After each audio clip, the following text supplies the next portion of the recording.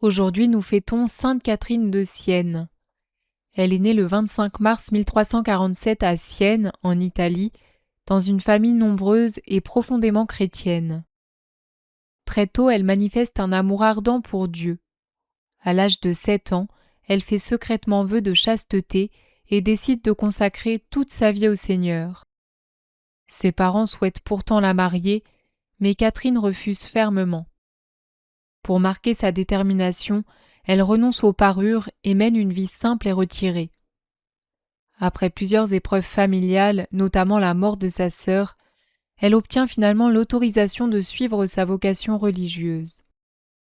Elle entre chez les tertiaires dominicaines appelées les Mantellates. Elle commence alors une vie de prière intense, de jeûne et de pénitence.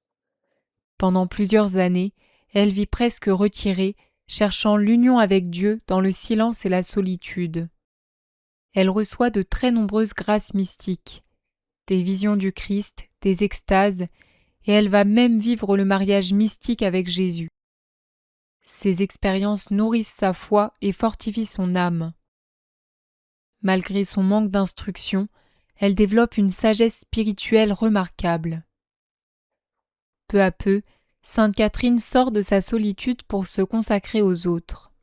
Elle soigne les malades, visite les prisonniers et vient en aide aux pauvres. Sa réputation de sainteté se répand et de nombreuses personnes viennent chercher auprès d'elle conseils et direction spirituelle.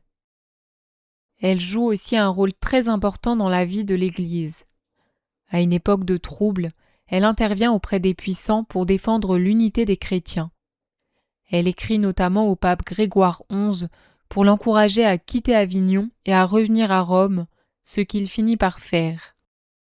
Après sa mort, lors du début du grand schisme d'Occident, elle soutient fermement le pape Urbain VI et exhorte les chrétiens à rester fidèles à l'Église. Bien qu'elle n'ait reçu qu'une instruction limitée, Sainte Catherine dicte de nombreux écrits d'une grande profondeur spirituelle.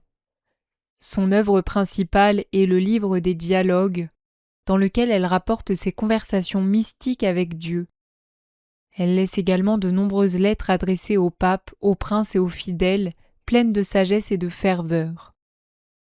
Affaiblie par les pénitences et les jeûnes, Sainte Catherine s'épuise peu à peu. Elle meurt à Rome le 29 avril 1380 à l'âge de 33 ans, après une vie entièrement donnée à Dieu et à l'Église. Elle est canonisée en 1461 et elle est proclamée docteur de l'Église en 1970. Pour terminer cette vidéo, je vous lis une prière de Sainte Catherine de Sienne. Ô Esprit Saint, viens dans mon cœur. Par ta puissance, attire-le à toi, ô Dieu vrai, et accorde-moi la charité en même temps que la crainte. Ô Christ, garde-moi de toute mauvaise pensée. Réchauffe-moi et embrase-moi de ton très doux amour, et toute peine me semblera légère.